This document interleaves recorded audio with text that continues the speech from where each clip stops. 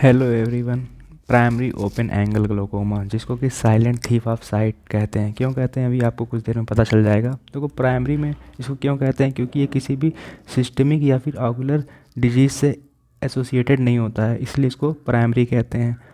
और open angle है क्योंकि इसमें जो है जो इरिडो कॉर्नियल एंगल होता है, ये कॉर्निया है, कॉर्निया और आइरिस, इसके बीच का जो एंगल है इसको इरिडो कॉर्नियल एंगल कहते हैं। ये ओपन होता है इसीलिए इसको ओपन एंगल ग्लोकोमा कहते हैं। क्लोज एंगल में क्या होता था, ये एंगल जो है बंद हो जाता था, जिसकी वजह से जो एक्वस ह्यूमर सिलियरी मसल से प्रोड्यूस होता था उसका ड्रेनेज नहीं हो पाता था। लेकिन इसमें एंगल ओपन होने के बावजूद भी ग्लोकोमा क्यों हो जा रहा है, तो इसी को हम देखते हैं आगे।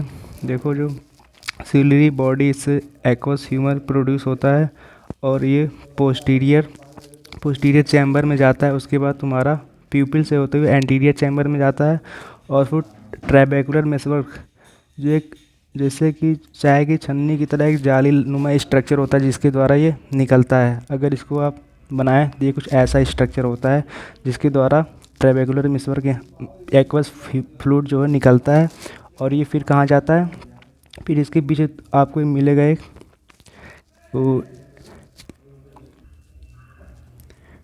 जक्स्टा कैनालिकुलर स्पेस इसको कहते हैं।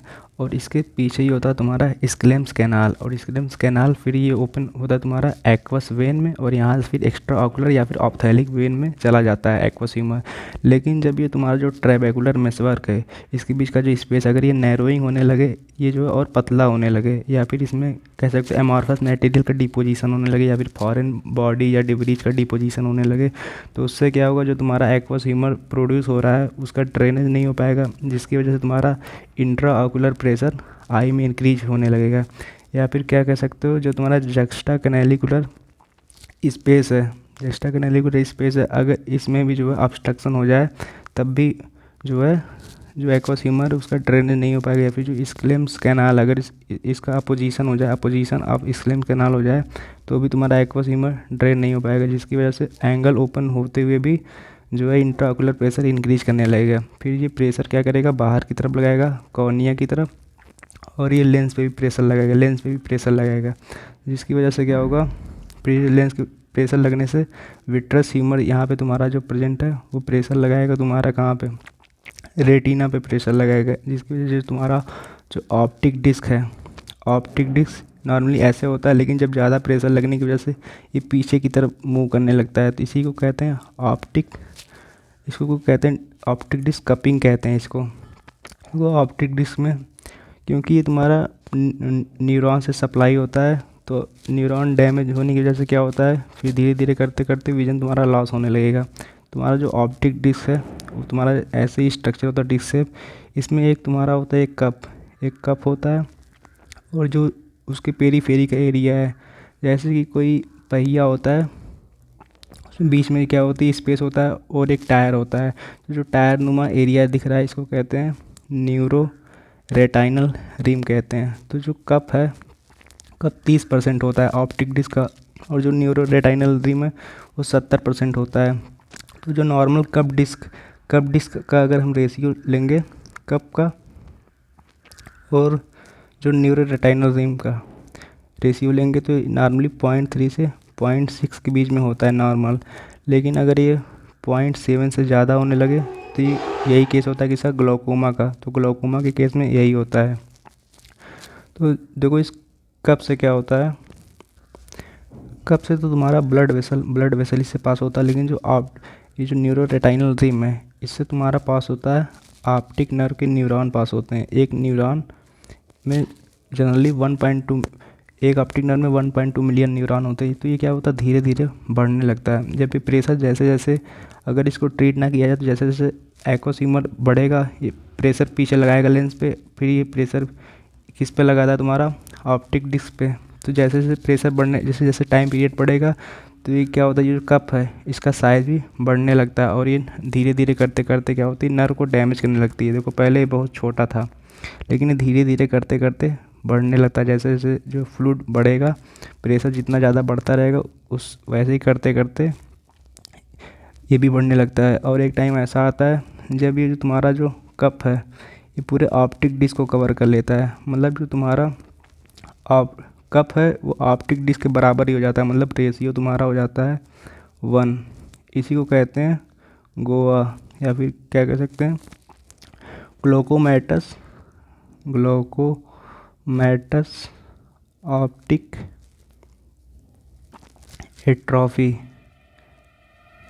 को ग्लूकोमेटस ऑप्टिक एट्रॉफी कहते हैं। तो इसमें ये कह सकते हो एंड स्टेज है ओपन एंगल ग्लोकोमा का। अगर उसको ट्रीट नहीं किया जाएगा तो पर्सन जो है ब्लाइंड हो जाता है। इसलिए जो है ओपन एंगल ग्लोकोमा जो है ज़्यादा डेंजरस होता है एंगल क्लोजर ग्लोकोमा के, क्योंकि ये पेनलेस होता है। शुरू में तो विजन लॉस पता नहीं चलता है, लेकिन धीरे धीरे करते करते जो है, इसीलिए लेट एल्डर्स में ज़्यादा देखा जाता है, लेट एज में ज़्यादा कॉमन होता है, क्योंकि शुरू में पेनलेस होता है तो पर्सन को पता नहीं चलता, और धीरे धीरे करते करते देखो इसमें टनल टाइप विजन लॉस होता है, इसलिए इसको टनल विजन लॉस कहते हैं। मतलब पहले इतना अगर दिखता था इंसान को, विजुअल फील्ड फिर डिक्रीज होकर इतना हो जाएगा, फिर इतना हो जाएगा, और फिर धीरे धीरे करते करते पूरा ब्लाइंड हो जाता है। तो जब न्यूरॉन बहुत ज़्यादा डैमेज हो जाती है, फिर पर्सन पहुंचता है डॉक्टर के पास, तो डॉक्टर क्या करता है, तो फिर वो ट्रीटमेंट नहीं कर पाता इसलिए। और इसमें क्या होता है, एक होता है स्कोटोमा। इसी को ब्लाइंड स्पॉट भी कहते हैं। ये वो एरिया जहाँ पे फोटो रिसेप्टर सेल एब्सेंट होती हैं। कुछ एरिया में फोटो रिसेप्टर सेल एब्सेंट होने की वजह से क्या होता है, क्योंकि ये तुम्हारा रेटिना है, ये प्रेशर पड़ रहा है, रेटिना प्रेशर बढ़ने की वजह से क्या होता है, फोटो रिसेप्टर सेल जो होती हैं वो डैमेज हो जाती हैं जिस जगह पे। तो उससे क्या होता है, पैसेज में कह सकते हो विजन लॉस होता है। तो कभी कभी जो पैरा सेंट्रल होता है या फिर जेरम स्कोटोमा, कई टाइप होते हैं स्कोटोमा के। इसी में एक तुम्हारा आर्क्वेट स्कोटोमा, जिसमें आर्क की शेप का जो है विजन लॉस होता है, तो पर्सन उतना नोटिस उसको कर नहीं पाता। इसलिए इसकी डायग्नोसिस जल्दी ना होने की वजह से इसलिए ज़्यादा डेंजर। जबकि क्लोज एंगल में क्या होता है, बहुत ज़्यादा अचानक पेन होने लगता है, तो पर्सन तुरंत डॉक्टर पास जाता है, तो उसमें ट्रीटमेंट हो पाता है। इसीलिए जो 40 के बाद जो पर्सन को बीच बीच में डॉक्टर पर जाकर आई चेकअप जरूर करवाना चाहिए, क्योंकि वो अपने एंगल ग्लोकोमा के रिस्क बढ़ते रहते हैं एज के साथ। इसीलिए इसको साइलेंट थीफ ऑफ साइट कहते हैं, क्योंकि इसमें ना कॉर्नियल एडिमा आता है, ना कलर्ड हेलोज, और शुरू में भी कोई विजन का लॉस नहीं होता, पेनलेस होता है। इसका ऑनसेट स्लो होने की वजह से ये डेंजरस होता है, तो धीरे धीरे करके ये इंसान को ब्लाइंड कर देता है। इसीलिए इसको साइलेंट थीफ ऑफ साइट कहते हैं। अगर हम रिस्क फैक्टर की बात करें, तो ये जो ब्लैक्स में ज़्यादा, अफ्रीकन्स में ज़्यादा देखा जाता है कलर ट्रेसेज में, और इसके जेनेटिक रीजन भी है, कुछ जीन से भी ये एसोसिएटेड होता है। तो 10% देखा जाएगा सिबलिंग्स में। अगर किसी को ओपन एंगल ग्लोकोमा है तो चांस है कि 4% उनके बच्चों को भी हो सकता है। अगर एज की बात करें तो एल्डर में ज़्यादा देखा जाता है 5 to 7 डिकेड्स, जिसको कि 50 से 70 साल की एज के बीच में ज़्यादा देखा जाता है। और जो माफिया के पेशेंट हैं उनमें भी होने के चांसेस ज़्यादा हैं। अगर थिन है, सेंटर कॉर्निया की थिकनेस थिन है, ये जो तुम्हारा कॉर्निया का जो सेंट्रल पार्ट अगर ये थिन रहता है, उसकी वजह से क्या होता है, जब हम टोनोमेट्री से आईओपी कैलकुलेट करते हैं तो ये नॉर्मल दिखाता है, जो कि फॉल्स आईओपी होता है।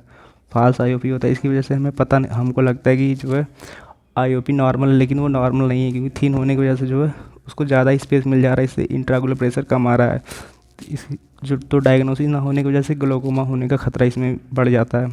और डायबिटिक्स में जो है नॉन डायबिटिक्स कंपेरिजन में ज़्यादा देखा जाता है, और जो लोग सिगरेट स्मोकिंग करते हैं उनमें भी खतरा होता है ओपन एंगल ग्लोकोमा डेवलप होने के। अगर उसके पैथोजेनेसिस की बात करें तो वही है, जो एक्वस आउटफ्लो का जो पंप मैकेनिज्म वो पूरा फेल हो जाता है, उसका जिम्मेदार तुम ट्रेबेकुलर मेसवर्क हो जाता है, हार्डनिंग हो जा रही है, किसी चीज़ का डिपोजिशन हो जा रहा है, ये तुम्हारा कैनाल का अपोजिशन होने की वजह से भी ये हो सकता है। अगर हम क्लिनिकल फीचर की बात करें तो एसिम्प्टोमेटिक होता है, इसमें कोई सिम्पटम नहीं आता, इसलिए ये ज़्यादा डेंजरस होता है। लेकिन कुछ नॉन स्पेसिफिक सिम्पटम है जो अक्सर ऐसे ही हो जाते हैं, तो इसलिए हम उसको उतना क्लियरली स्पेसिफाई नहीं कर पाते कि जो ओपन एंगल ग्लोकोमा है। जैसे तुम हेडेक, आई एच, या फिर इसमें क्या होता है, डिफ़िकल्टी होती है रीड करने में या फिर नज़दीकी काम करने में। तो ओल्ड एज कोई होता है तो क्या करते हैं, वो शिकायत करते हैं उनको बार बार प्रेस्बायोपिक जो ग्लासेज है वो बार बार उनको बदलना पड़ रहा है 6 से 8 महीने में।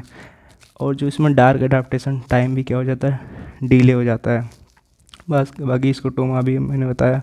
उसके बाद इसमें तुम्हारा जो सिग्निफिकेंट लॉस ऑफ विजन और ब्लाइंडनेस होता है, अगर उसको ट्रीट नहीं किया जा रहा है उसकी वजह से बहुत ज़्यादा अमाउंट में तुम्हारा विजन लॉस हो जाता है, मतलब कह सकते हो विजुअल फील्ड में पूरा डिफेक्ट आ जाता है, जिसकी वजह से पर्सन ब्लाइंड है। विजुअल फील्ड क्या है, जितना भी एरिया तुम बाहर अपनी आंखों से देख पा रहे हो वही तुम्हारा विजुअल फील्ड है। तो विजुअल फील्ड धीरे धीरे क्या कह सकते हैं कम होने लगता है, इसलिए जो है ये प्राइमरी ओपन एंगल ग्लूकोमा ज़्यादा डेंजरस होता है। बाकी हम नेक्स्ट लेक्चर में बात करेंगे ट्रीटमेंट के बारे में। तो अगर आपको ये वीडियो अच्छी लगी हो तो लाइक करें, कमेंट करें और फ्रेंड के साथ शेयर करना ना भूलें। थैंक यू फॉर वॉचिंग, मिलते हैं नेक्स्ट वीडियो में।